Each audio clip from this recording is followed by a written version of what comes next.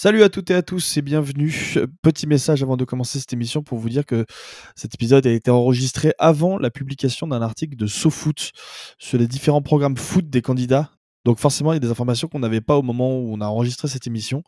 Donc évidemment, il manque forcément des informations qui ont été publiées depuis par les candidats, puisque SoFoot avait envoyé un questionnaire aux différentes équipes de campagne pour savoir quelles étaient leurs positions sur le sujet du football. On vous invite en même temps à aller lire cet article sur foot qui vous donnera encore une vision un petit peu plus élargie de ce qu'est le foot et la politique dans cette campagne présidentielle. Et on vous laisse évidemment écouter notre podcast.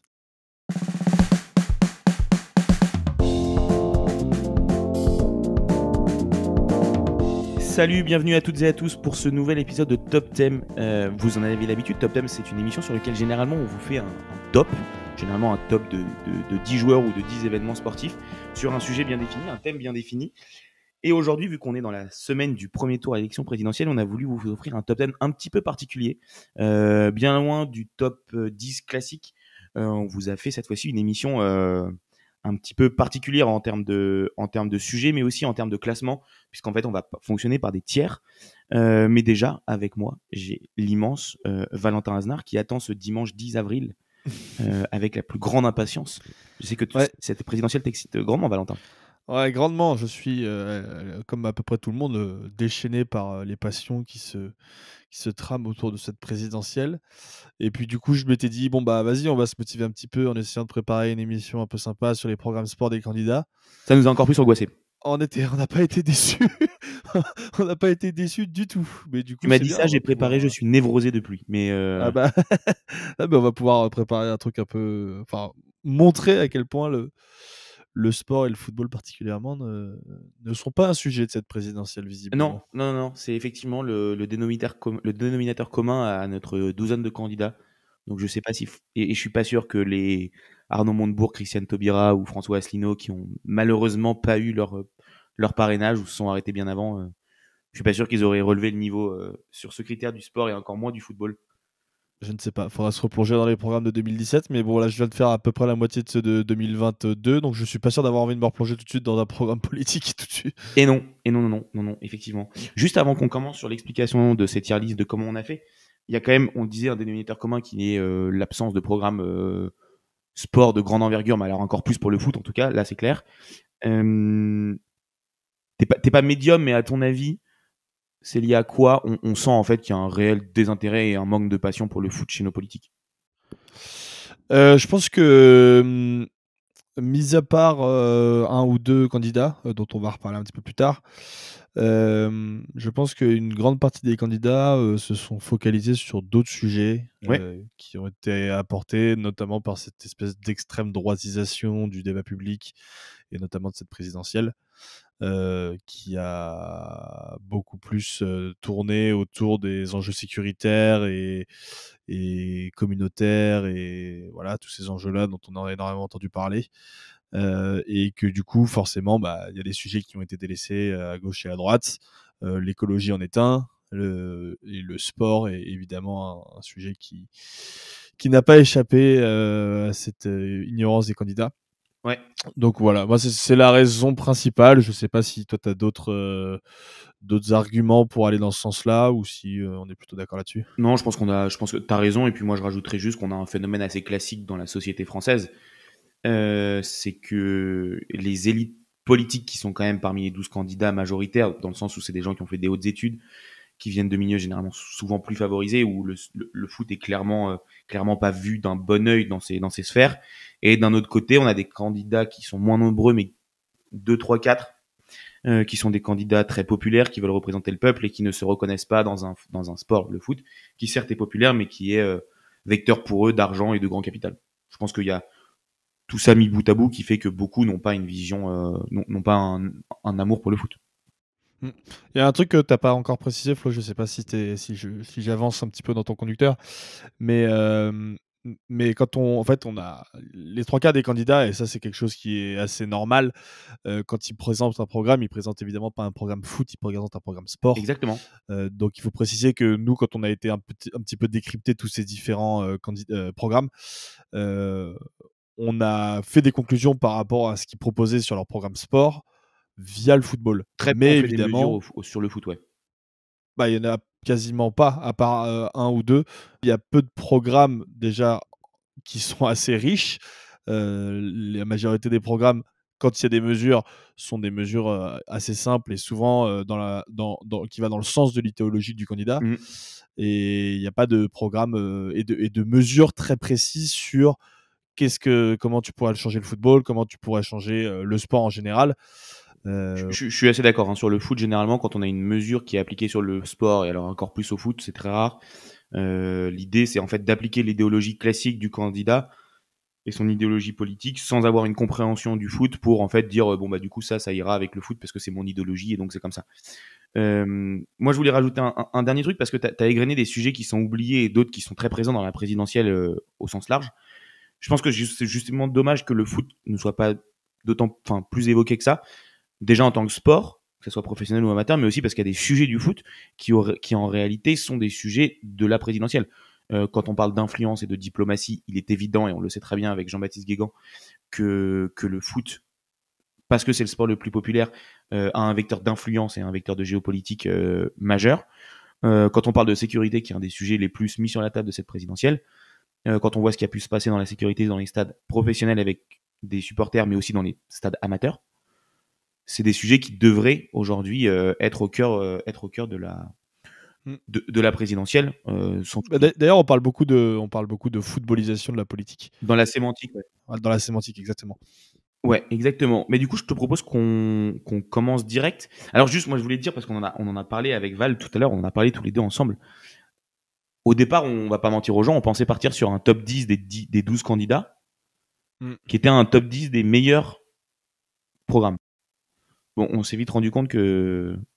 Comme Jean-Baptiste Guégan avec ses entretiens, en fait, finalement, on a été confronté à la réalité.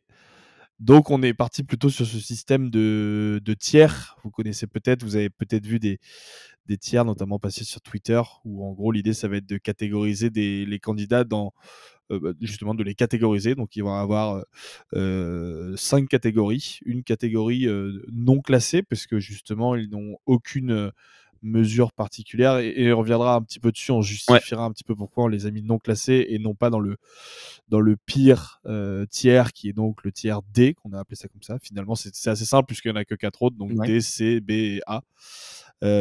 Et donc, plus on se rapproche du haut de l'alphabet, donc de la lettre A, plus on a estimé que ces candidats-là avaient un programme plus ou moins pertinent. Complètement. Alors, à la base, comme tu disais, Flo, l'idée c'était de faire le meilleur programme. Je crois que finalement, on arrive plus sur une conclusion du moins pire. Du moins pire et de qu'autre chose. À minima, ceux qui ont une vision. Et ben, du coup, je te propose qu'on commence directement.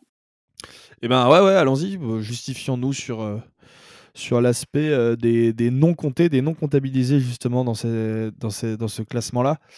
Cette partie-là, ce dernier tiers, enfin ce premier tiers ou le dernier en termes de classement, ce qui est bien, c'est que c'est celui où on retrouve le plus de candidats. Donc on voit direct que ça. Oui, c'est ça, c'est ça. 4 candidats. Donc on va vous les citer. C'est Nicolas Dupont-Aignan, Jean Lassalle, Philippe Poutou et Nathalie Arthaud. Ouais. Donc ce que je vous expliquais là il y a 15 secondes, à peu près 0 mesure dédiée au sport dans chacun de leurs programmes. Mais c'est quelque chose qu'on peut comprendre un petit peu chez ces candidats-là. Ouais, alors pour moi, il y a ces 4 candidats, alors surtout 3, qui sont des candidats qui, à mes yeux, sont des candidats évidemment à la présidentielle, mais n'ont pas vocation, au-delà même des sondages, à être des présidents de la République. Ils sont plus là pour être des sortes de lanceurs de sujets dans cette campagne, et poser des sujets qui correspondent à leur idéologie et à leur petite base électorale. Je peux penser à un Philippe Poutou et une Nathalie Arthaud qui sont à peu près dans la même veine, même s'il y a des différences idéologiques. Eux, ils sont clairement là pour parler d'inégalité, de différence de salaire, de lutte des classes. De lutte des classes, exactement. Et je pense que le football n'est clairement pas pour eux un sujet en tant que tel. Même si je pense... Disons que leur volonté première, pour moi, c'est beaucoup plus de changer le système en profondeur, quitte à délaisser ces sujets-là pour pouvoir peut-être tout déconstruire et rebâtir ensuite sur d'autres bases. Mais dans un premier temps, disons que si on imaginait ces genres de candidats-là arriver à la présidentielle, enfin arriver à la tête de l'État, leur premier objectif serait très probablement, si on en recroit leurs idéologies, de renverser le système plutôt que d'essayer de rebâtir ce qui a déjà été fait. Et le foot, comme bien d'autres secteurs, du coup, serait impacté en bien pour en mal. Ça, après, on laisse à chacun le parti juge, mais en tout cas, serait très lourdement impacté par les mesures qui seraient prises. Donc, il n'y a pas une politique en tant que telle, mais l'impact serait très important. Il y a une mesure qui est plus une mesure économique qui aurait pu, qui impacterait directement le football si s'ils étaient élus, c'est évidemment de rétablir et de renforcer l'ISF. Donc on sait que c'est le genre de mesure qui ne plaît pas forcément aux footballeurs, notamment les plus fortunés. Non. Parce que ça les impacte directement. Même si c'est plus souvent les clubs d'ailleurs qui subissent les Ouais. conséquences de ce genre de mesures plutôt que les joueurs en eux-mêmes. Effectivement, les stars qui gagnent ces sommes soumises à l'ISF généralement sont assez peu impactés parce qu'ils négocient directement en net, et on a bien vu que ça n'avait pas gêné les clubs, évidemment le PSG, mais même d'autres clubs, à continuer de verser des salaires, même à l'époque où avant Macron, avant 2017 où l'ISF était encore en place. Ça n'avait pas été un frein économique. Même la taxe à 75% qui avait été instaurée pendant 1 an, je crois, avec Hollande, n'avait pas freiné les investisseurs, enfin les gros clubs du championnat de France.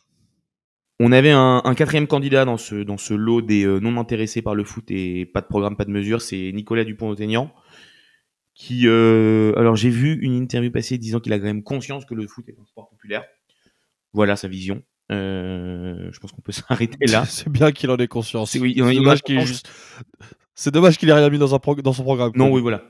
C'est peut-être son programme de se rendre compte. Non, il a une politique envers le sport qui est assez peu établie aussi. Ce qui peut être notable, c'est qu'il veut renforcer la diffusion d'événements sportifs majeurs en clair, sans préciser quelle compétition. Mais on peut imaginer que s'il veut élargir, pourquoi pas aux compétitions continentales, notamment la Ligue des Champions. On se souvient qu'il y a des années, elle était encore accessible en clair. Après réflexion, c'est quand même une mesure, qui a le mérite d'exister. Elle est là, elle existe, et qui fait qu'on aurait peut-être pu le mettre dans ce tiers D. Mais je sais même pas si ça le met en valeur plus qu'autre chose de le mettre dans le tiers D plutôt que de le mettre dans les non comptés. Je sais pas. En fait, il aurait pu monter de tiers et montrer dans ce quatrième groupe, éventuellement dans le quatrième wagon, s'il avait explicité quels événements sportifs et notamment footballistiques étaient pour lui important de diffuser en clair. S'il avait dit, par exemple, en prenant le modèle allemand, je veux qu'il y ait un match tous les week-ends de Ligue 1 qui soit diffusé en clair, là, ça aurait pu être une proposition très intéressante avec une idée de rendre le foot populaire. Voilà, c'est juste cette mesure de façon assez large. Donc, je le laisse dans ce dernier tiers. Très bien. Laissons-le dedans, du coup, et passons au tiers suivant. Donc, le tiers D, on va remonter du coup, en partant des pires candidats, en allant jusqu'au meilleur. Un truc qu'on n'a pas précisé, évidemment, on tient à préciser qu'on a quand même une certaine neutralité politique par rapport à tous ces programmes-là, c'est-à-dire que nous, on n'a absolument pas la capacité d'analyser quoi que ce soit en termes de programme présidentiel, d'un point de vue économique, sur le travail, etc. On n'a pas ces capacités-là. On n'est pas du tout ni économiste, ni politicien, ni je sais pas quoi. Le seul truc qu'on a voulu faire, c'est analyser les programmes de sport, parce que c'est des trucs sur lesquels on s'estime plus ou moins compétent, et on estime quand même avoir un avis qui peut être pertinent qui peut être pertinent. Donc, ne croyez pas que, parce que vous allez le voir par la suite, c'est forcément un petit peu orienté le classement. Ne croyez pas qu'il y a une quelconque orientation politique ou un quelconque message qu'on souhaite faire passer à travers ce podcast. C'est vraiment plus du décryptage pur et dur de qu'est-ce qui est objectivement, enfin le plus objectivement possible. Il y a forcément une part de subjectivité à un moment ou à un autre. Le programme, le meilleur programme en termes de sport et de football. Ouais, et puis c'est ce qu'on disait au début, au final, ce classement, au-delà même de notre subjectivité potentielle, au final, c'est aussi ce classement, il reflète certes une subjectivité, mais il va aussi refléter ceux qui ont à minima un bon constat et une petite vision pour le sport et le foot. Là où dans les dernières positions, on retrouve ceux qui n'en ont aucune. Donc là, par exemple, pour les 4 candidats dont on vient de parler, c'est pas être pour ou contre un candidat, c'est juste qu'il n'y a rien. Ouais. Et de ceux dont on va parler là maintenant tout de suite, on les a mis dans le tiers D parce que il y a une mesure. Ouais, en gros, c'est le mec qui fait copie blanche mais qui met son nom. Voilà, exactement, très bon comparatif. Mais c'est celui qui a les 2 points pour le soin. Parce qu'il a rien fait, parce qu'il a rien fait. Ouais, c'est exactement ça. Mais voilà, et du coup, donc dans ce tiers D, on retrouve 2 candidats, notre ami Marine et Fabien Roussel.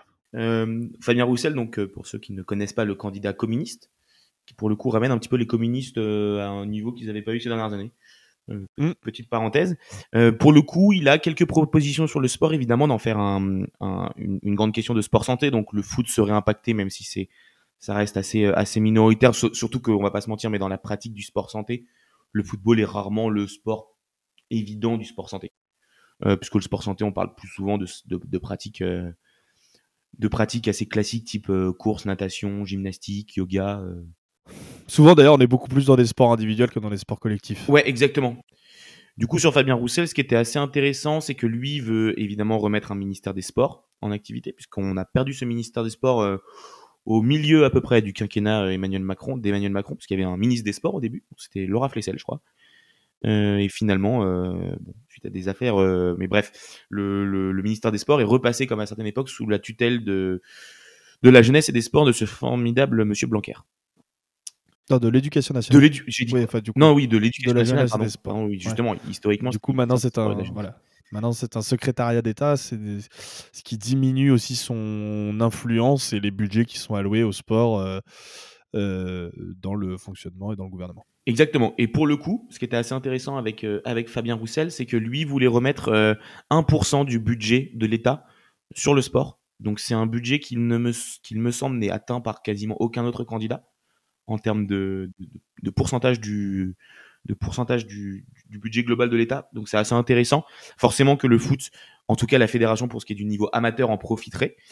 Et il a aussi l'aide, et ça serait très intéressant parce que la Fédération française de foot reste le sport avec le plus de licenciés. Il voudrait mettre en place une aide à la hauteur de 50% de la cotisation sportive sur des critères sociaux pour favoriser l'inscription dans les clubs avec une limitation à 250 €. Généralement, les cotisations dans le foot, et encore plus pour le foot, pour les jeunes, dépassent quasiment jamais les 250 €. Donc c'est une mesure, le foot étant la première fédération française en termes de sport, en termes de pratiquants, qui serait très très importante pour le foot, et qui, je pense, permettrait, notamment dans des quartiers populaires où le foot est quand même déjà très présent, d'attirer encore plus de pratiquants. Donc c'est une mesure intéressante. D'après tout ce que tu viens de dire, c'est déjà, enfin, on verra après ce qui se passe. Peut-être qu'on le remontera un petit peu dans le classement. Peut-être qu'il passera en tiercé parce que peut-être qu'en comparatif avec ce que tu vas raconter avec Marine Le Pen, je sais pas si C'est plus léger.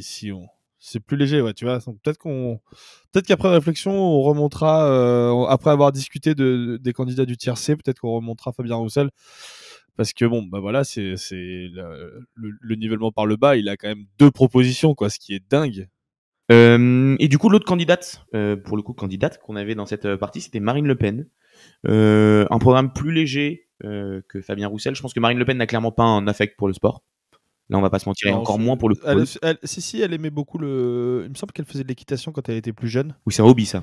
Non, c'est un hobby, c'est pas du sport. Ouais, bon, voilà, je te Non, non, je rigole. Je te laisse avec le lobby de l'équitation. Je sais qu'il est. Le hobby, parce que le lobby, c'est autre chose. Ouais, oui, c'est pour ça que je te dis avec le lobby, ils vont venir te chercher. D'accord, ok. Ah, le hockey, d'accord, dans ce sens-là, très bien. Très bien.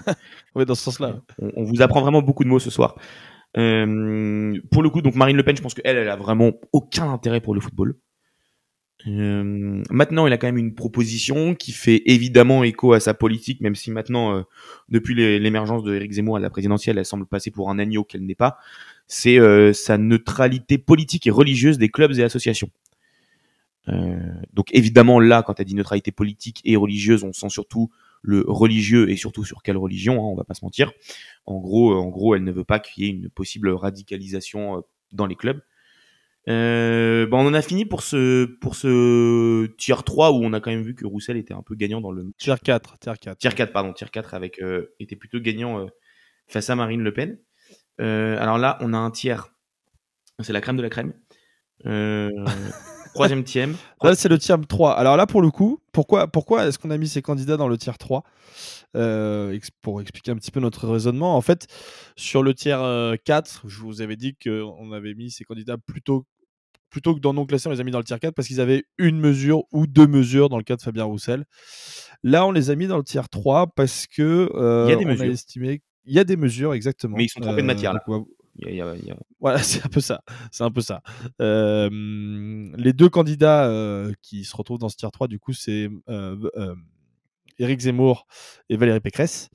Alors moi, j'ai étudié un petit peu le cas d'Éric Zemmour. Quand on s'approche un petit peu de quand on se renseigne un petit peu sur son programme en termes de sport, il y a 8 mesures dans son programme, dont 4, et là vous allez comprendre pourquoi c'est complètement caractéristique de ce qu'il essaie de transmettre dans son programme. 4 qui sont regroupés dans un grand thème pour protéger le sport de la propagande idéologique et des lobbies. Donc on est complètement dans la mouvance que lui essaye de promouvoir, justement tout ce qui est grand remplacement, peur de l'immigration, etc. Voilà, c'est 4 mesures qui tournent autour de ça.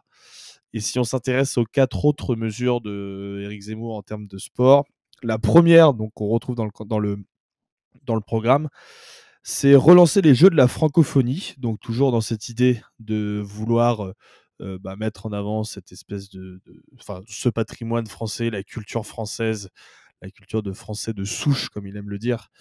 Et la deuxième partie de cette phrase, donc, c'est relancer les Jeux de la francophonie pour qu'ils deviennent un outil d'influence.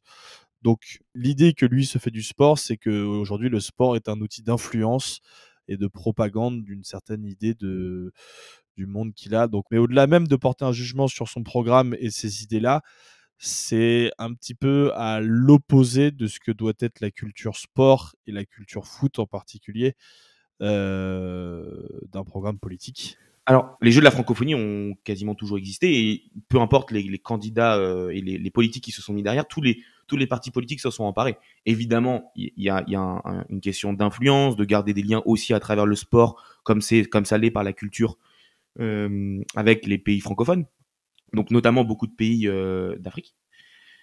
Maintenant, on sent clairement là, et en fait, à utiliser les deux mots, faire de l'influence par le sport, ça peut être bien. Tout dépend comment c'est fait. Et on sent avec lui qu'en fait, ça serait plus de la propagande pour, entre guillemets, rester l'ancienne puissance coloniale dominatrice sur les autres pays de la francophonie, qui sont pour beaucoup d'anciennes colonies. Donc on sent ce côté-là, alors qu'il y aurait une utilisation, on va dire, mais même une vraie fête que sont dans les faits les Jeux de la francophonie, qui sont organisés par tous les partis politiques qui sont passés en France et qui sont qui est une très belle compétition. C'est clair. Et bon, du coup, pour mettre un petit peu d'eau dans le vin du Z, il y a 3 autres mesures qu'il a mis en place pour son programme, qui sont pérenniser l'activité sportive tout au long du parcours scolaire, favoriser le sport à l'université et permettre la pratique thérapeutique du sport. Qui sont 3 mesures qui ont le mérite d'exister, qui sont des mesures un peu classiques qu'on retrouve dans énormément de programmes de candidats. Voilà. Donc ça a le mérite d'exister. C'est bien d'avoir ce genre de mesures-là, parce que c'est vrai que c'est des sujets dont il faut s'emparer aussi. Le sport à l'école et dans les activités périscolaires, et aussi la création d'infrastructures à proximité, d'infrastructures sportives, à proximité des écoles pour dynamiser la jeunesse, etc. C'est quelque chose qui est important, et ça permet aussi de développer une certaine culture autour du sport. Ouais, alors pour le coup, cet aspect-là, infrastructure, sport santé, sport bien-être, et développer l'accès au sport pour tout le monde et notamment les jeunes, c'est très bien, et c'est en fait une mesure qu'on retrouve chez quasiment tous les candidats. Oui, c'est assez unanimement, voilà. À part les candidats, donc c'est même pas l'objectif dont on parlait tout à l'heure, les non comptés là, c'est quand même quelque chose qu'on retrouve forcément. Alors après, avec des degrés moindres sur les investissements selon les affinités du candidat, mais en tout cas, ouais, c'est quelque chose d'assez classique. Et du coup, concrètement, les 3 autres mesures, en plus des quotas dont tu as parlé, il y a les 2 autres mesures, interdire aux athlètes voilés de concourir en compétition officielle, et imposer aux individus transsexuels de concourir dans la catégorie de leur sexe de naissance lors des compétitions officielles. Ouais, alors pour le coup, j'en ai pas parlé du coup des quotas, mais c'est très intéressant. off. Ça, pour le coup, c'est une mesure qui est assez concrète, et en plus On va pas se Oui, mentir, c'est les vrai. quotas sont rarement dans le monde de l'éducation, de l'équitation ou du tennis. On sent clairement que c'est le foot qui est visé avec cette affaire de quotas. Pour le coup, c'est une mesure où il a une vraie vision. C'est pas juste une mesure balancée comme ça, qu'évidemment on va pas vous livrer nos secrets, nos idéologies politiques, mais qu'on ne partage absolument pas. Mais on sent son côté où, à ses yeux, le foot étant devenu essentiellement un sport de banlieue, il ne se reconnaît pas dans l'équipe de France ou dans les joueurs de foot français qui jouent en première division. Donc lui il veut mettre un quota. Alors c'est assez flou sur où serait mis le quota. Je parlais de l'affaire de la FFF il y a maintenant 10 ans, une dizaine d'années, qui avait voulu mettre en place des quotas dans les centres de formation.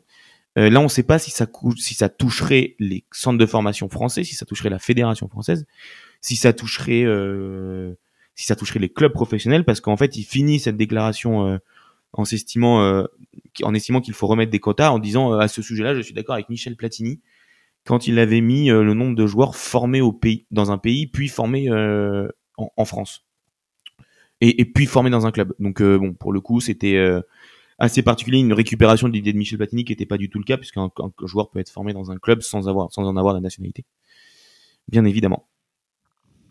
Et je sais pas si tu as déjà entendu parler du bouquin de Jean-Baptiste Guégan et Clément Pernia c'est qui ça. s'appelle La République du foot aux éditions Euphoria, mais il y a quand même tout un chapitre sur Eric Zemmour, vrai fan de foot, donc il a aussi voilà. C'est aussi pour ça, je pense qu'il est un petit peu plus haut, parce que du coup, il y a des mesures dans ce programme. Et du coup, je pense que grâce à cette vision, il y a un programme. Oui. Du coup, c'est pour ça qu'il est dans le tiers C. On attaque le tiers B. Non, t'as oublié de parler de Valoche. Ah, tu voulais que j'en parle. Tu voulais que je parle de Valoche. Bah écoute, il faut. Donc Valérie Pécresse, puisqu'on va quand même la respecter un petit peu. Valérie Pécresse, pour le coup, elle, comme d'autres candidats, elle veut remettre un ministère des Sports. Alors, je ne l'ai pas dit tout à l'heure, moi, c'est une mesure, évidemment, ça pour le coup, et il y a des candidats de droite, de gauche, d'extrême droite, d'extrême gauche qui veulent remettre un ministère des Sports indépendant qui ne soit pas rattaché à l'éducation nationale. Moi, je pense que évidemment, ça va de soi, qu'il faut ensuite lui mettre un budget conséquent. Et surtout, je trouve ça assez fou. Donc là, on sort un peu du cadre purement footballistique, qu'on ait supprimé un ministère des Sports en cours de quinquennat alors qu'on avait les Jeux Olympiques et Paralympiques 2024 qui approchaient. Ouais. Ce que je trouve assez fou. C'est-à-dire qu'à la limite, si après 2024... commence pas à spoiler, on va parler de Macron après. Exactement. Donc Valérie Pécresse qui a en tout cas cette volonté Valérie Pécresse, voilà. de remettre ce ministère des Sports et qui elle aussi a un vrai plan pour les infrastructures, développer les infrastructures pour les jeunes. Elle a notamment aussi le souhait, je crois, d'ouvrir les infrastructures sportives des établissements scolaires pour la pratique des clubs. Donc du coup, en fait, ça, au-delà, qui je trouve est une mesure assez intéressante. On a peut-être certains d'entre vous grandi dans des collèges ou des lycées qui avaient de belles infrastructures sportives qui étaient malheureusement fermées le week-end quand on cherchait à pratiquer, avoir une pratique sportive. Donc ça pourrait être une mesure assez intéressante sur ce plan-là. Moi, j'y pense là quand il parle, donc ça me vient comme ça, mais c'est souvent un truc qui est valorisé, notamment pour le futsal. Oui. Il y a beaucoup en fait, comme une grande partie des gymnases en France sont dans les établissements scolaires. Enfin, je dis une grande partie, mais j'ai absolument pas de chiffres. Donc voilà, mais en tout cas, une partie importante des gymnases en France sont dans les établissements scolaires, et du coup, forcément, si ces établissements scolaires sont fermés en dehors des heures de classe, et les jeunes ne peuvent pas profiter de ces gymnases-là. Ouais. Et du coup, forcément, il y a un sport qui est impacté, c'est le futsal. Et je crois que ce genre de mesure faciliterait la démocratisation du futsal, qui connaît en plus un essor ces dernières années et qui est, on le sait, super important aujourd'hui dans l'apprentissage footballistique, notamment chez les jeunes. Oui. Et footballistique, que ce soit technique ou tactique d'ailleurs. Donc c'est vraiment un sujet assez intéressant, le futsal. Donc voilà, mesure assez intéressante, je pense. Si on pousse ce sujet-là jusqu'au bout. Je ne sais pas s'il y a une mesure derrière, enfin s'il y avait une vraie idée derrière cette mesure-là, mais en tout cas, une des dérives est positive avec le futsal. Du coup, avant de passer sur Emmanuel Macron, est-ce qu'on remonte Fabien Roussel peut-être d'un tiers ? Moi, je remonte Fabien Roussel. Allez, c'est cadeau, hein, c'est cadeau, Fabien. Ouais, c'est cadeau, mais franchement, en fait, en discutant là à l'oral, je suis assez convaincu. Il n'a pas une large politique du sport pour le sport et encore moins du football, mais il y a quand même quelques éléments qui font qu'au final, il n'a pas à rougir. Bon, du coup, ce pôle 2, ce pôle numéro 2, où on retrouve, donc vous l'aurez compris, Emmanuel Macron, mais aussi Anne Hidalgo, qui pour le coup, elle, je te propose qu'on commence par Anne Hidalgo, Flo, qui elle, en termes de sport, on l'a beaucoup vu ces dernières années, notamment quand on parle d'olympisme, puisqu'elle a été assez importante dans le processus de décision de la candidature de Paris 2024, ce qu'on peut lui reconnaître. Faut bien lui reconnaître quelque chose dans cette campagne. Mais ouais, elle a été assez importante, donc on en a pas mal entendu parler. Et toi, t'as un peu été décrypté son programme. Alors en fait, il y a effectivement deux choses dont je voulais parler avec Anne Hidalgo. Il y a son programme, qui n'est pas un programme immense, mais il y a un réel programme. Et aussi parler un petit peu de son bilan, parce qu'avec Emmanuel Macron, elle est au final l'une des deux seules avec Emmanuel Macron, donc, à avoir un bilan sportif, parce qu'elle est à la tête de la plus grande ville de Paris, enfin, la plus grande ville de France qui est Paris, qu'elle accueille les Jeux Olympiques, qu'elle a aussi le club phare du foot français dans sa ville. Et donc, elle a eu différents, au-delà même des Jeux Olympiques et Paralympiques dont elle a obtenu l'organisation pour Paris 2024, eu un impact sur le sport et notamment sur le foot. On peut penser notamment, elle a poussé et travaillé, alors ses équipes surtout, mais vu qu'elle est maire de Paris, elle est derrière ça aussi, au retour des ultras, par exemple, au sein du Virage Auteuil, au PSG, fin d'année 2016, début 2017. Donc, elle a un bilan sur le foot qui est existant. Donc, je pense que chez elle, sans dire qu'elle est une fan de foot, je pense qu'il y a une peut-être plus grande connaissance de ce que peut-être en tout cas la passion pour le foot. Et on l'a vu. Surtout, c'était une sportive quand elle était plus jeune aussi. Exactement. Et je pense que c'est je sais plus ce qu'elle avait fait comme sport, mais c'était une sportive pas de haut niveau, mais à assez bon niveau, je crois. Ouais. Et en tout cas, c'est à mon sens ce pourquoi elle a une politique sport qui est existante. Et que notamment elle sait ce que représente peut-être le foot et que elle a poussé notamment au retour des ultras au club du PSG. Elle a un adjoint au sport aussi à la mairie de Paris, monsieur Pierre Rabadan, qui est un ancien rugbyman. Et mine de rien, c'est un phénomène assez rare d'avoir des conseillers. Alors évidemment, en premier lieu, les ministres des sports ou les secrétaires d'État, mais même dans des grandes villes qui sont issus d'un sport majeur comme le rugby ou le foot. Le rugby est grosso modo en termes d'audience télé, peut-être le deuxième sport en France. Et le fait d'avoir mis quelqu'un du rugby et pas d'un sport olympique comme le font beaucoup les présidents ou des maires sur certains sports, enfin sur certains postes, moi je trouve que c'est assez intéressant. Alors c'est pas quelqu'un issu du foot, mais il a cette connaissance d'un sport qui est un sport développé économiquement, qui est un sport avec des droits télé, du sponsoring. Donc je pense qu'elle a cette connaissance-là. Et après, sur ce qui est des mesures, elle voulait elle aussi renforcer le lien associatif avec les groupes scolaires et les clubs. Et là, pas forcément en parlant d'infrastructure, mais aussi en parlant d'assurer le suivi et la continuité de la pratique. C'est-à-dire, ça peut être un suivi pour le haut niveau. Elle veut vraiment créer des classes plus spécialisées, augmenter le nombre de places pour les sportifs de haut niveau. Donc les footballeurs, les jeunes footballeurs en seraient forcément eux aussi impactés de manière positive. Et il y a ce suivi de la pratique aussi pour des questions de sport santé. Donc c'est quelque chose que je trouve assez intéressant. Ok. Petite précision du coup sur plutôt le passé d'Anne Hidalgo, parce que du coup j'ai fait une petite recherche. Sa sœur est entraîneuse de football, donc elle a vraiment grandi dans cet univers-là et voilà, elle sait ce que c'est que le sport de haut niveau et c'est pour ça qu'elle est, je pense, assez attachée à ces valeurs-là et et notamment à son investissement dans Paris 2024. Et puis, même si elle n'a aucun lien de parenté, elle partage son nom, et rien que ça suffit avec le plus grand sélectionneur de l'histoire de l'équipe de France. On passe à notre Manu national. On passe à notre président. Notre Raïs à nous. Notre Raïs à nous, exactement. Moi, j'ai un premier truc qui m'a dérangé avec Emmanuel Macron, c'est-à-dire que quand tu arrives sur le site de son programme de campagne, il y a plusieurs catégories sur lesquelles ils reviennent sur tout ce qui a été fait pendant les 5 dernières années. Et quand tu ouvres la catégorie sport, tu arrives sur une page avec un titre où il y a écrit « On a vibré avec les Bleus en 2018, on a vibré avec les médaillés à Tokyo, et on a vibré avec les sprints de Julien Alaphilippe ». Comme si Julien Alaphilippe était sprinter. Ah oui. Voilà. Ah oui, donc en fait, là, tu es en train de me dire qu'on va faire, je pense, une deuxième émission dans notre podcast cyclisme sur l'utilisation du cyclisme fait par les présidents de la République. Ça peut être, alors pour le coup, ça peut être très intéressant en plus parce que les présidents viennent toujours sur une étape. Ok, bah tu vois, je ne savais pas.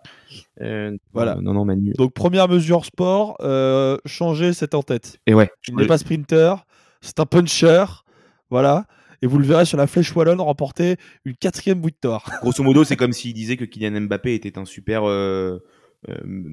numéro 6. Aïe. Ouais, Voilà. ouais, tu t'es bien rattrapé parce que je croyais que tu allais chercher les défauts au jeune Kylian. Ah non, non, non, Et non, non, finalement. il n'en a évidemment aucun. Exactement. Sur le programme de Emmanuel Macron, quand on se réfère au programme qu'il a proposé pour cette élection 2022, il n'y a pas de mesures concrètes sur.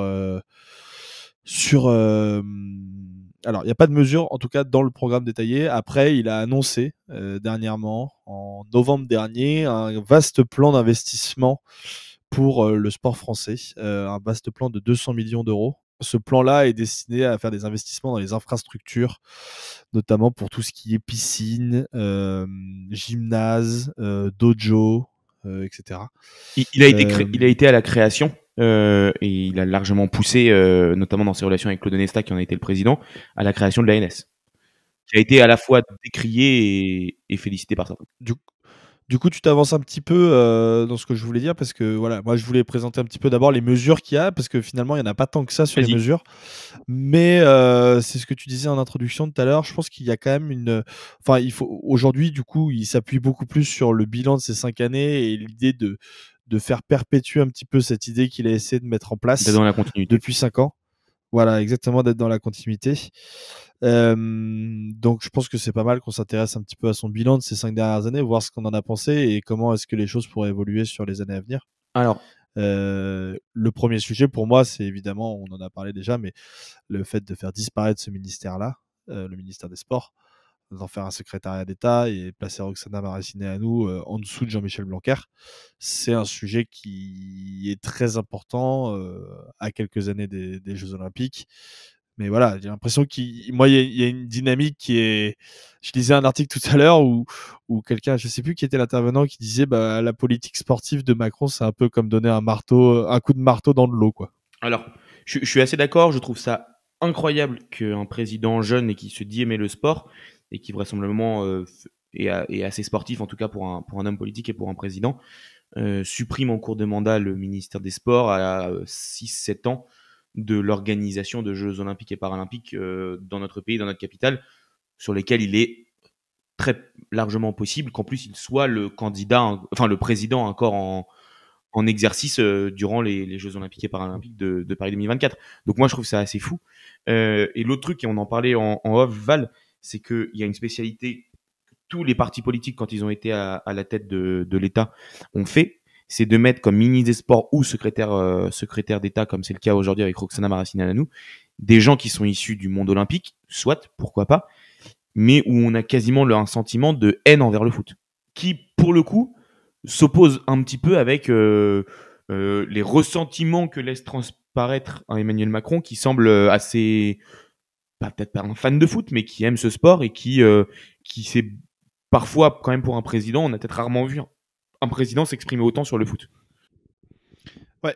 Bah, on se souvient, hein, l'une des premières images de Macron quand il passe président, pendant ce documentaire où il regarde les résultats de l'Olympique de Marseille. Alors, il y a peut-être un aspect communication là-dessus, mais je sais pas si vous avez lu le livre de Jean-Baptiste Guégan et Clément Perniat qui s'appelle La République du foot. Il y a un super chapitre dédié à Emmanuel Macron. Non, blague à part, c'est vrai, c'est un vrai candidat qui aime vraiment le foot. Mais à la fois, donc on peut le critiquer un petit peu sur son bilan sportif, mais un petit peu moins sur l'aspect footballistique, moi je trouve, parce qu'il a quand même. Alors, je sais pas si je peux dire qu'il a bénéficié de la pandémie, c'est peut-être un petit peu tiré par les cheveux de dire ça, mais l'État a été très interventionniste avec les clubs de foot, que ce soit professionnel ou amateur.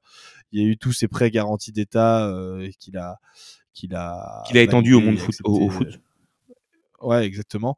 Et puis en termes sur un aspect peut-être plus d'image, il y a évidemment cette appropriation de la finale de la Ligue des Champions là en mai prochain suite au conflit ukrainien. Donc là, ça a été un truc qui a quand même été bien reçu de la part du grand public. Le fait qu'il ait fait pression justement pour recevoir la finale des Champions en France. Et si on veut parler un petit peu de choses un petit peu plus structurelles dans le monde du foot, lui se vante, notamment sur cette fameuse page sur son site de campagne, d'être à l'origine évidemment de mesures contre le piratage informatique Ouais. des droits de retransmission de la Ligue 1 et aussi de loi sur la société commerciale qui permet aujourd'hui une plus grande stabilité économique dans le monde du foot particulièrement, même si c'est pas évidemment que un sujet normalement sur le monde du foot, mais c'est quand même le foot qui est le plus grand bénéficiaire de cette loi-là. Globalement, sur la relation d'Emmanuel Macron avec le foot, je pense qu'il aime ce sport sans en être un immense passionné, mais que par contre, il a assez bien compris comment fonctionnait ce sport, et surtout, il a très bien compris comment il pouvait l'utiliser sans que la récupération paraisse non plus trop grosse. C'est-à-dire qu'il aurait pu, comme un Jacques Chirac en 98, faire tout pour être sur la photo avec les joueurs de l'équipe de France qui avaient gagné la Coupe du Monde. Et au final, il a assez bien joué le jeu parce qu'il y a cette image dans le stade Loujniki durant la finale contre la Croatie où on le voit debout, mais il a aussi tissé un lien avec les différents acteurs du foot français, un lien assez pérenne et pas forcément les plus importants surtout. Voilà, et notamment le plus important qui est Kylian Mbappé. Oui, et même Didier Deschamps, avec qui il a certaines affinités. Donc, il a bien compris qui étaient les boss du foot français et qu'est-ce qu'ils pouvaient lui apporter et réciproquement. Ouais. Et voilà, et les parallélismes, notamment avec Mbappé, sont assez dingues en termes d'image, d'ambition, de tout ça, quoi. C'est exactement les mêmes, mais dans deux sports différents. Exactement. Donc le foot et la politique. Ouais, donc pour le coup, moi, je pense qu'il y a un vrai intérêt d'Emmanuel Macron pour le foot, à la fois personnel, mais surtout politique. Tu égrené différents sujets sur lesquels Emmanuel Macron a beaucoup parlé et a beaucoup agi. Tu parlais de cette finale relocalisée au Stade de France, dans lequel là il se sert du football et de la finale avec des champions comme un outil d'influence et aussi pour faire un pied de nez à la Russie. Un petit peu sur les mêmes compétitions, on l'avait aussi vu être vent debout au moment de l'émergence du projet de Super League. Alors comme ses confrères étrangers, mais il avait été assez présent à ce moment-là où il s'était clairement posé à l'encontre du projet Super League et en faveur d'un maintien de la Ligue des Champions. C'est ça qui est problématique avec Emmanuel Macron, c'est-à-dire qu'il a toutes les cartes en main pour faire du sport le vecteur social, économique, santé, le plus important peut-être en termes de... Enfin, on pourrait réfléchir à travers le sport, on pourrait faire du sport un vrai élément de la culture française, et tu as l'impression que derrière les grandes idées, les grands... les grands moyens d'influence qu'ils représentent, il n'y a pas cette idée de vouloir faire progresser, d'aller chercher des nouveaux investissements pour le sport amateur, voilà, toutes les choses un petit peu basiques et qui contribueraient justement à améliorer le sport et le football. En fait, tu viens de le dire. T'as dit c'est dommage, il y a des bonnes idées et en même temps finalement on voit pas trop d'applications sur le sport et notamment amateur. C'est que j'ai l'impression que certes il peut avoir une vision, mais bon, c'est pas un sujet sur lequel il va vraiment beaucoup se pencher, et qu'au final il a tendance à être plus attiré, mais c'est aussi à son image à lui de président un peu au-dessus des autres, c'est d'être attiré par ce qui brille et ce qui réussit, et donc en fait d'être plus attiré par le côté sport professionnel, associer son image. On l'a vu parce qu'on parlait du foot, mais on l'a aussi vu largement féliciter, rendre visite aux joueurs du 15 de France avant la Coupe du Monde, mais surtout là pendant ce 6 Nations où un petit peu à l'image d'un Kylian Mbappé, il a essayé de tisser un lien de proximité avec Antoine Dupont et avec Fabien Galtier qui est l'alter ego de Didier Deschamps. Donc je pense qu'il y a un côté où en fait il sait très bien ce que peut lui offrir le sport professionnel, et sur le sport amateur effectivement ça pêche assez largement. Ça lui a été beaucoup reproché d'ailleurs, alors pas directement à lui, mais plutôt à son gouvernement via Jean-Michel Blanquer après les Jeux Olympiques, où on sait que voilà, toutes les équipes de sport collectif en France ont été médaillées olympiques, ce qui est une performance absolument exceptionnelle. Et Jean-Michel Blanquer avait dit que c'était notamment grâce à la formation française, et notamment au programme de PS, etc. Alors que c'est un peu... c'est complètement un mensonge. Aujourd'hui, nos grands champions sont formés à travers les associations sportives, les programmes de sport à l'école et dans les établissements scolaires sont largement insuffisants pour pouvoir développer une quelconque politique sportive globale. Voilà, c'est une espèce de forme d'hypocrisie qu'on lui a pas mal reproché. Alors juste, nous enregistrons le soir de ce 4 avril. L'information n'est pas encore officielle, mais de plus en plus de sources amènerait à dire que Kylian Mbappé aurait étendu son contrat. Vous allez me dire quel est l'intérêt de cette discussion, Florian? C'est que l'émir du Qatar et Emmanuel Macron aurait été directement impliqué dans les discussions de la prolongation de contrat d'Mbappé au PSG. Donc on attendrait l'officialisation, on attendrait de savoir quelles ont été réellement les discussions et le degré d'importance du président français Emmanuel Macron. Mais puisqu'on en parle, voilà une preuve parfaite que Emmanuel Macron sait très bien ce que le foot peut lui offrir, et notamment Kylian Mbappé. Exactement. Voilà. Voilà. On a un exemple en live, ce qui est génial. Flo, je te propose qu'on en termine un petit peu avec cette émission, qu'on fasse notre dernier tiers de notre classement des meilleurs, des moins pires programmes politiques, on va dire. Et donc, dans ce tiers, évidemment, les deux candidats qui nous restent, vous l'avez deviné, on aura Yannick Jadot et Jean-Luc Mélenchon. Pourquoi est-ce que ces deux candidats-là se sont retrouvés en haut de l'affiche de ce classement-là? Alors, juste sur un point de vue comptable, vous l'aurez compris, les 10 autres candidats qu'on a cités n'avaient pas pléthore de mesures à proposer pour le sport et pour le football français. Là, Jean-Luc Mélenchon, il a un programme sport. Alors, moi, je me suis intéressé à Jean-Luc Mélenchon. Je laisserai Flo argumenter après sur Yannick Jadot. Mais Jean-Luc Mélenchon a proposé un programme sport sur lequel il y avait 58 mesures pour le sport français. Ouais. Donc, rien que sur l'aspect comptable, c'était forcément un candidat qui devait se retrouver en haut. Alors après, il y a des mesures, vous pouvez aller lire son programme du coup, puisqu'il est assez complet. Chacun interprétera les choses de sa façon. Mais voilà, sur l'aspect comptable, c'était déjà forcément un candidat qui allait se retrouver dans le top tiers de ce classement-là. Je sais pas ce qu'il en est de Yannick Jadot, Flo, mais moi Yannick Jadot pour le coup c'est une vraie surprise. J'avais pas trop entendu de relation de Yannick Jadot avec le football. Donc j'attendais encore moins à un programme assez complet. Et je pense qu'au final, Mélenchon et Jadot, sans dire qu'ils ont un programme ultra complet sur le sport et le foot, je pense que c'est les deux qui pourraient avoir la moyenne, grosso modo. Sans dire qu'on est d'accord ou non avec ça, il y a un travail sur le sujet. Et puis non, mais c'est ça, en fait, au-delà même d'avoir la moyenne, c'est limite, c'est des programmes qui sont normaux, en fait, quand on parle de sport, quand on parle d'un enjeu, parce qu'on a quelque chose qu'on n'a pas précisé depuis le début de ce podcast, mais le sport, aujourd'hui, en France, c'est 17 millions de licenciés sur les 70 millions d'habitants qu'il y a dans le pays, donc ça représente quasiment, comment on va faire ce calcul, 2/5, un peu moins de la population, mais voilà, une part très importante de la population. Et là, on ne compte que les licenciés. Et on compte que les licenciés, ouais. Exactement. Ceux qui vont jouer, je sais pas, leur match de foot à 5 dans des chaînes dont je ne citerai pas le nom, ou qui vont faire leur running, ou qui vont faire une autre activité physique en dehors, ou qui vont juste à la piscine municipale, ne sont pas des licenciés, et pourtant, c'est des pratiquants. Oui, bah finalement, le sport est assez essentiel quand on vit, quoi. C'est ça, mais malheureusement, petite parenthèse, la pratique du sport en France, et notamment chez les jeunes, baisse drastiquement. Et ces deux candidats, je trouve, par leur proposition, essayent de répondre aussi à ces enjeux-là, et au final, ça a un impact évidemment sur la pratique du football, notamment au niveau amateur. Exactement. Flo, tu veux commencer par Yannick Jadot ou par Jean-Luc Mélenchon pour ce tiers A? Eh bien, on va commencer par Yannick Jadot, puisque moi, c'est ma surprise. Je pense qu'on en parlera sur Jean-Luc Mélenchon, mais déjà, c'est assez marrant parce que c'est deux mecs qui ont un rapport au foot assez différent. Là où Jean-Luc Mélenchon n'est pas du tout un passionné de foot. Non, il en a complètement rien à secouer même, on va pas se mentir. Oui, je sais pas si tu as la citation qu'on dira quand on présentera Mélenchon, mais c'est pas sa tasse de thé. Pour le coup, lui, Jadot est un mec qui aime beaucoup le foot, qui pratique le foot, qui a pratiqué le foot en tout cas, qui aime plutôt ça. Il le crie pas sur tous les toits parce que c'est pas forcément en adéquation avec l'idéologie de son parti, Europe Écologie Les Verts, sur des questions à la fois financières, capitalisme, mais aussi sur l'image que renvoie le foot, qui n'est pas l'image que veut renvoyer les mouvements écologistes. Ce qui est, je trouve d'ailleurs, au passage, très dommage, parce qu'il pourrait, et on le voit à travers de ces mesures, au final, il y a une vraie réflexion. Donc autant assumer qu'on aime un sport, et dire, voilà ce que je n'aime pas en revanche dans ce sport, et ce que j'aimerais changer.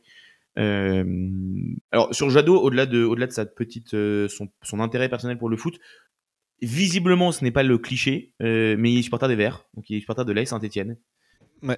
C'est pour ça qu'il faut plus écolo, moi. Voilà, c'est ça, c'est ce que tu me disais, qui mine de rien est assez logique puisqu'il est né en 67, donc il avait 9-10 ans au moment de l'épopée des Verts, donc c'est quand même quelque chose d'assez logique pour quelqu'un qui aimait le foot à ce moment-là quand il était jeune.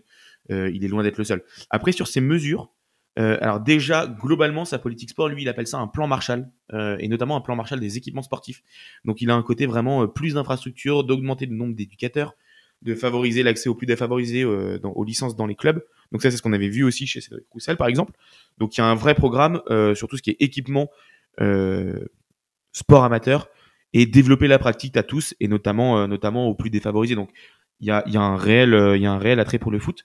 Lui aussi, évidemment, Yannick Jadot veut recréer un ministère des Sports de plein exercice. Bon, ça, de toute façon, ça va de soi. Mais il voudrait un ministère des Sports qui est doté de 3 milliards d'euros de budget. Donc, je ne sais pas exactement que représenteraient les 1% de Monsieur Roussel du Parti communiste du budget alloué au ministère des Sports, mais ça fait un budget quand même assez conséquent, 3 milliards d'euros. Donc, on sent qu'il y a un réel désir de mettre aussi les moyens et pas juste d'avoir des mesures de façade. Il s'est beaucoup positionné aussi durant le quinquennat, et il continue à se positionner sur la présidentielle sur la fin des emplois aidés dans le sport, qui avait été notamment un événement très décrié dans le quinquennat de Macron à l'échelle du sport, et donc ça a forcément un impact sur les éducateurs dans le foot. Où lui, il veut finalement qu'on remette la possibilité d'avoir des emplois aidés dans le sport. On peut parler c'est pas uniquement des services civiques, c'est aussi des emplois aidés dans les communes via les associations des communes. Donc, je pense qu'il y a un réel intérêt là-dedans. Et il voulait donc en fait un peu dans la lignée de son plan Marshall que le foot et le sport soient déclarés comme la grande cause nationale dès 2023. Donc là pour le coup c'est sur le sport en général, mais le foot serait impacté. Par contre, Flo, je me permets de te couper. Juste, je me suis renseigné là pendant que tu parlais sur le budget aujourd'hui, le budget actuel du secrétariat d'État au sport, qui est de environ 950 millions d'euros. Donc voilà, un plan de 3 milliards. C'est quasiment au triple. C'est quasiment le triple. Donc c'est un investissement conséquent. Et pour en revenir sur le sport amateur, lui, il voulait aussi qu'il y ait une reconnaissance des bénévoles. Et ça, c'est un point qui est très important. Et personnellement, je parle pas du tout de politique, mais juste sur cette mesure que j'ai envie qu'il serait poussé. C'est de dire que les bénévoles dans des clubs, à partir d'un certain nombre d'années de bénévolat, pourraient avoir des points retraite ou des diplômes qui seraient distribués. Et qu'en fait, cet engagement bénévole, certes, n'est pas rémunéré, mais devrait être récompensé aux yeux de la société, parce que c'est un réel engagement. Donc je trouve ça très intéressant, et encore une fois, le foot du coup ferait pleinement partie, puisque le foot est le sport où il y a le plus de licenciés, le plus de bénévoles, donc par la même occasion en France. Donc voilà, cette reconnaissance des bénévoles des clubs et des associations serait assez important. Et dernier point, je crois que c'est très récemment, ça me vient en tête, où lui, contrairement donc aux idées saugrenues de Marine Le Pen et de Éric Zemmour, lui avait défendu le collectif des hijabeuses, qui est un club de foot qui joue avec un voile. Et lui avait défendu le fait que la pratique du foot avec un voile, lui, il voit pas en quoi ça le dérange. Et donc voilà, à ce moment, cette polémique-là qui avait eu lieu il y a 2 mois, je crois, ou 1 mois, lui s'était posé en faveur de la pratique libre de ces femmes qui veulent juste jouer au foot. Et d'ailleurs, du coup, ça me permet de lancer une bouteille à la mer, parce que on aimerait beaucoup échanger avec les hijabeuses, notamment pour notre format cramponné, qui est dédié aux actrices du monde du foot et du foot féminin. Donc, bouteille à la mer, si quelqu'un nous écoute, qui les connaît, qui a un contact, ou si même voilà, l'une des membres du collectif Les Hijabeuses nous écoute, n'hésitez pas à nous solliciter, nous envoyer un petit message. Je crois que je vous avais essayé de vous contacter sur Instagram, mais je n'avais pas eu de réponse. Bref, la bouteille est lancée. Si quelqu'un veut la récupérer et nous la renvoyer, ça serait top. Et sinon, il a d'autres idées sur le sport, sur le foot professionnel et le sport professionnel, qui là sont assez intéressantes, parce qu'on en voit assez peu. Très souvent, les candidats se focalisent plus sur le sport amateur et donc le foot amateur. Il a un soutien au fair play financier qui avait été voulu par Michel Platini. Donc on voit qu'il connaît le sujet, parce que je suis pas sûr que tous les candidats parlent du fair play financier en connaissance de cause. Il est aussi très impliqué sur le côté sportif et footballistique. Donc il y a un vrai attrait, et je pense que d'ailleurs cet attrait il vient, contrairement à d'autres politiques, que lui à la base ne vient pas du monde politique, du sérail politique, mais du monde associatif, puisqu'il était le président de Greenpeace France il y a une dizaine d'années. Et je pense que en ça, il a, au-delà de sa passion, un réel lien avec le monde associatif, et les clubs de foot font partie de ce monde, font pleinement partie de ce monde associatif. Donc je pense qu'il a une connaissance de ce monde associatif, et il sait ce qu'il peut devoir au monde associatif. D'autres choses à rajouter ou pas, Flo, sur notre ami Yannick Jadot? Non, rien à rajouter. Bonne surprise de mon côté. Je m'attendais pas à un programme assez complet par rapport aux autres programmes, en tout cas. Il y a du coup l'autre candidat, Jean-Luc Mélenchon, qui est un petit peu dans la même veine que Yannick Jadot, ce que je vous disais tout à l'heure, 58 mesures. Et ce qui est intéressant, c'est qu'il y a un constat général qui est plutôt intéressant de ce qui a été des manques, pas forcément un bilan du quinquennat d'Emmanuel Macron ou une critique quelconque, juste un constat où les enjeux sont plus ou moins bien identifiés. Évidemment, le manque de moyens pour soutenir le sport amateur, les infrastructures, le sport pour tous, et évidemment la critique de la promotion du sport de haut niveau au détriment du sport amateur.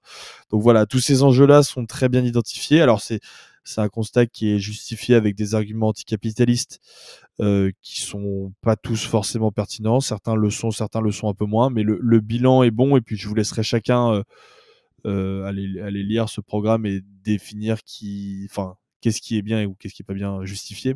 Mais voilà, en tout cas, le constat est bon. Le projet, évidemment, qui découle de ce constat, c'est de faire du sport un vecteur de solidarité, de rénover, de renforcer les structures, comme ce qu'on a dit tout à l'heure avec énormément de candidats. Et il y a un point qui est assez intéressant, qui est la mise en valeur des supporters. Moi, vous savez que c'est peut-être un sujet qui m'intéresse beaucoup, avec une capacité d'action, évidemment. Suite à toutes les lois qui ont été instaurées avec la pandémie, il est évidemment aussi contre les lois liberticides, et ça c'est des lois qui vont aussi en faveur des supporters. Donc Et voilà, c'est assez rare d'entendre c'est des des sujets qui sont politiques intéressants. évoquer ces sujets. Ouais, alors je pense que on en parlait tout à l'heure, mais Jean-Luc Mélenchon n'a aucune appétence particulière. Je sais que tu as la phrase, aucune appétence particulière pour le football, donc on va plutôt mettre en valeur ses conseillers dans la campagne pour l'aspect sportif, mais en tout cas, au moins, c'est un projet qui porte à travers lui, mais en tout cas, son mouvement porte ces sujets-là. Complètement. Donc, T'as la phrase? sa phrase, c'est: s'il y a un mec dans tout le pays qui ne s'intéresse pas au foot, c'est bien moi. Donc, c'est une phrase qui est assez récente, hein, je crois qu'elle est au milieu des années 2010. Mais donc, je pense pas qu'il a un réel intérêt pour le foot. Par contre, il a une vision pour le foot. Et c'est surtout, il a l'honnêteté de dire que ça ne l'intéresse pas, mais qu'en revanche, évidemment, comme il est candidat à la présidentielle, il doit connaître les tenants et aboutissants de ce sport-là. Exactement. Ouais, même si c'est pas forcément quelque chose qui l'intéresse. Aujourd'hui, le peuple aime ça, donc forcément, il est obligé de s'intéresser plus ou moins. Sur les mesures, concrètement, il a une première mesure qui est un petit peu similaire à ce que tu as dit tout à l'heure avec Nicolas Dupont-Aignan. Favoriser évidemment la diffusion de matchs en clair et de sport en général. Alors, pas forcément que le football, mais de tous les sports représentés un petit peu partout. Donc, il voudrait un match par semaine, comment dire, si c'est pas un match, c'est quoi? Oui, c'est un match on va dire un match par semaine, on va parler de tous les sports. Et alors, il a une mesure, je ne sais pas ce qu'elle induit, puisqu'elle elle est catégorisée dans la rubrique limiter, empêcher le dopage et les dérives du football et les dérives du sport. Et cette mesure, c'est empêcher le trafic mondial des jeunes athlètes en renforçant la coopération internationale. Alors, est-ce que ça signifie mettre en valeur la formation en empêchant les départs à l'étranger tôt des jeunes joueurs mineurs? C'est une question qui est intéressante. Je sais pas, il n'y a pas de descriptif plus complet de ce qu'il veut dire par rapport à ça, mais en tout cas, ça pourrait être une mesure intéressante. Exactement. C'est-à-dire que c'est au moins une proposition qui est singulière, dans le sens où on l'a pas vu chez d'autres candidats. C'est une proposition qui amène à un vrai débat et un sujet de fond qui touche largement le sport et particulièrement le football. Et du coup, en fait, on aimerait sur ce sujet-là, il développe en quelques points ce qui, au-delà du constat qui ne va pas, du coup, qui développe les mesures qu'il aimerait mettre en place. Après, à chacun de voir s'il serait d'accord ou non avec ces mesures. Mais en tout cas, poser ce débat-là, c'est un vrai constat qui est assez légitime. Mm. Il y a un autre cheval de bataille de Jean-Luc Mélenchon qui est très intéressant, c'est sa lutte un petit peu contre les paris sportifs et les jeux d'argent, qui est un vrai sujet aujourd'hui, que ce soit social. Parmi ces mesures, il y a évidemment l'interdiction de la publicité pour les paris sportifs. On sait que, notamment pendant l'Euro, il y a eu des campagnes de publicité qui étaient absolument catastrophiques en termes d'incitation au paris, d'éthique, voilà, etc. Et en plus de ça, il aimerait financer le sport amateur en augmentant la taxe de la Française des Jeux. On sait aujourd'hui que la Française des Jeux paye une taxe sur une partie de ses revenus qui est reversée directement à l'ANS, il me semble. Et cette taxe-là, enfin l'argent récolté avec cette taxe, va directement au financement du football amateur. Il aimerait évidemment encore augmenter cette taxe pour à la fois financer le football amateur et évidemment désinciter aux jeux d'argent, qui est un véritable fléau. Et qu'est-ce qu'il y a d'autre comme mesure? Une mesure qui est très intéressante. Alors, je ne sais pas, là pour le coup, c'est plus une mesure que vous jugerez idéologiquement de votre côté, qui est d'interdire le naming notamment le naming des grosses infrastructures sportives, parce que le but pour lui, selon lui, c'est de réduire les collaborations entre les entreprises privées et les entreprises publiques. Eh ben, Qu'est-ce que ça veut dire concrètement? En fait, aujourd'hui, il faut savoir qu'il y a une grande partie des clubs de foot qui ne détiennent pas leur stade. Non. Il y en a que 2 ou 3 en France, je crois, qui sont en possession de leur stade. 2 ou 3 clubs qui sont en possession de leur stade. Le reste, c'est des locations auprès des collectivités, des communes. On a cette fameuse phrase privatisation des profits et mutualisation des pertes. C'est exactement ce qui se passe dans le cas de naming quand il y a des faillites. Après, on a eu le cas par exemple à Le Mans avec la MM Arena. Exactement. Voilà. Alors, donc c'est un sujet. Exactement. Il soulève un vrai sujet. Et en parallèle, que ça soit la fin de la publicité et donc des sponsoring entre des entités de paris sportifs et des clubs qui sont très présents dans les budgets des sponsoring des clubs, ou l'arrêt des naming global pour les stades, c'est des rentrées d'argent assez importantes en moins pour les clubs. Donc ça les obligerait à tendre vers un autre modèle. Donc pour le coup, il y aurait un réel impact important. Après, on comprend le fond des mesures souhaitées par Jean-Luc Mélenchon, on est d'accord ou pas, mais en tout cas, l'impact sur l'économie du foot professionnel en France serait assez important. Ouais, et ça tombe bien parce que tu parlais justement de s'orienter vers d'autres types de business models. Lui, il aimerait favoriser un type de business model qui est assez peu présent. Il n'y a qu'un seul club aujourd'hui professionnel qui a ce statut-là. C'est le statut de SIC, qui sont des sociétés coopératives, qui permettraient de mobiliser un petit peu tous les parties prenantes d'un club de football. Et c'est aussi là-dessus qu'il aimerait justement redonner un petit peu de pouvoir aux supporters, parce que si je veux illustrer un petit peu cette mesure-là, c'est le club de Bastia en Corse qui a mis en place ce système-là suite à sa relégation administrative il y a quelques années. Et en fait, aujourd'hui, donc c'est une société coopérative, ce qui fait que chaque entité du club et même de la ville, ou même n'importe qui peut obtenir une partie des parts du club et donc avoir un pouvoir de décision au sein même du club. Donc aujourd'hui à Bastia, par exemple, il y a une partie du club qui est détenue par la mairie, il y a une partie du club qui est détenue par les supporters, il y a aussi des actionnaires, des fonds privés, mais voilà, chacun a une partie du club. Et aujourd'hui il y a un système qui est donc collectif, et visiblement ça fonctionne très bien, en tout cas à Bastia, et c'est aussi un moyen de revaloriser le rôle des supporters au sein du club. Donc voilà, moi c'est un système qui m'interroge beaucoup parce que je le trouve très pertinent Il répond à une vraie dans attente. des clubs de... Ouais, il répond à une vraie attente, je le trouve très pertinent dans des clubs... Alors, Bastia est aujourd'hui en 3e division, si je dis pas de bêtises. Exactement. Sûrement t'es en 2e peut-être. Non, ils sont en Ligue 2. Ils sont en Ligue 2. Et c'est en Ligue 2, ouais, en c'est Ligue 2. ça. Et j'aimerais bien voir ce que ça donne sur une équipe de première division. C'est ce que j'allais dire, c'est que voir si ça. là où je disais qu'il répond avec cette mesure à un débat qui existe dans le foot depuis 4-5 ans, c'est qu'il existe des projets similaires à Bastia, alors qu'ils ne sont pas encore actifs, qui sont au stade de projet, menés par des supporters. Mais on a un collectif à la Nantaise, à Nantes, qui pousse dans la voie aussi, qui pousse dans cette voie-là en tout cas. On a eu des projets, des souhaits de projets similaires à Saint-Etienne, à Marseille. Et je me demande si Strasbourg a pas un temps aussi au moment où ils ont dû restructurer le club, où ils ont fait un peu appel à ce modèle Bastier, même si aujourd'hui on est sur un modèle plus classique. Mais effectivement, c'est un sujet très important et qui touche vraiment là la vie du sport professionnel et du foot professionnel. En tout cas, c'est vraiment ça qu'on a voulu retenir, et c'est pour ça. En vrai, il y a une très claire, une très nette différence entre les deux programmes de Yannick Jadot et de Jean-Luc Mélenchon en termes de propositions sportives, et puis aussi dans la manière d'amener des sujets sur la table qui sont des sujets intéressants, qui amènent un débat. Nous, on n'est pas forcément partie prenante de toutes les idées qui ont été citées, mais en tout cas, ils amènent un débat et ils posent la question sur des sujets où il y a des vraies problématiques. Exactement. Donc c'est pour ça que nous, on les a mis beaucoup plus haut. Enfin, en termes de football, en tout cas. Après, en termes de sport, c'est tellement large que c'est impossible de maîtriser tout le sujet. Mais voilà, c'est pour ça qu'on les a mis beaucoup plus haut dans le classement. Enfin, ils sont vraiment premiers et sans aucun doute, parce qu'ils apportent cette innovation-là. Et pour revenir à ça, là, sur les deux derniers candidats, Yannick Jadot et Jean-Luc Mélenchon, et sur d'autres candidats, on peut juste souligner que certains, et notamment Yannick Jadot et Jean-Luc Mélenchon, leur possible investiture, si jamais ils venaient à être élus et appliquer ces mesures sur le sport et sur le foot, et ce qui venait à les appliquer, mais s'ils venaient aussi à appliquer leur politique globale, aurait un impact sur le foot plus important que la politique d'un Emmanuel Macron, d'une Valérie Pécresse, d'une Anne Hidalgo, qui ont des politiques plus mesurées et qui du coup, il n'y a pas cette volonté de renverser le système et notamment sur la sphère footballistique. Oui. Après, un impact qui peut être positif comme négatif sur certains aspects aussi. C'est pour ça que j'ai dit un impact, des impacts. Non, je précise.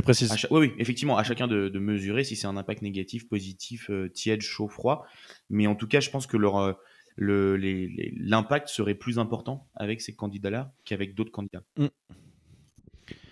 Bon, écoute Flo, tu vois, je pensais pas qu'on serait aussi long. Au final, on a eu des trucs à dire, alors pas forcément bien tout le temps. C'est vrai que si moi je devais faire un bilan de cette espèce de tier list, parce que ce n'est même pas un top 10, mais de cette tier list, mis à part ces 2 derniers programmes qui sont des programmes intéressants parce qu'ils amènent des sujets, je pense qu'on est plus sur une question du moins pire plutôt que du meilleur. Voire de ceux qui ont des programmes versus ceux qui en ont pas du tout. Alors, oui, c'est plutôt ça, ouais. Mais au moins, on a quand même, tu vois, en fait, c'est bien de finir par les meilleurs parce qu'au moins, on a quand même des mesures qui sont intéressantes, qui peuvent amener un nouveau débat, qui peuvent amener un sujet. Donc, il y a des choses à espérer. Après, l'idée, c'était pas forcément de vous faire changer votre vote, mais plus que vous ayez conscience aussi de comment est-ce que le sport et le football est traité aujourd'hui dans le sujet de la présidentielle, qui est un sujet qui passionne, qu'on le veuille ou non. On n'est pas en train de dire que ça devrait occuper un des 5 débats principaux. D'ailleurs, il y a d'autres sujets beaucoup plus importants qui ne sont pas évoqués, mais ça serait bien qu'on puisse entendre chaque candidat sur ces sujets. Non, je pense qu'on a tous cette frustration de ne pas pouvoir rentrer dans le sujet dans plein de sujets différents qui touchent la présidentielle aujourd'hui, et qu'il y a une certaine monopolisation du débat sur les questions, les enjeux sécuritaires qui forcément empêche de parler d'autres trucs, quoi, parce que c'est ça qui fait parler aujourd'hui. Dès qu'on sort de sécurité, économie, géopolitique, alors vu le contexte actuel, ça se comprend. On n'a plus beaucoup de débats, et même d'autres débats qui sont pourtant très importants et qu'on vendait comme étant importants aux yeux des Français ne sont que trop peu évoqués. Bon, Val, on en a fini pour ce 4e, 5e numéro de Top 10 qui était un petit peu particulier, mais on vous promet, on reviendra à des top 10 plus sur le jeu et sur le football directement. Mais on estimait important de parler un petit peu de la relation de nos politiques, et notamment leur programme ou leur bilan en matière sportive et notamment en matière du foot. Donc on revient très vite avec d'autres thèmes, et puis surtout, bien sûr, restez bien connectés parce qu'on a beaucoup d'autres contenus comme révolutionnaires qui vont arriver très très vite dans vos casques. Allez votez. Ciao. Allez, à très bientôt.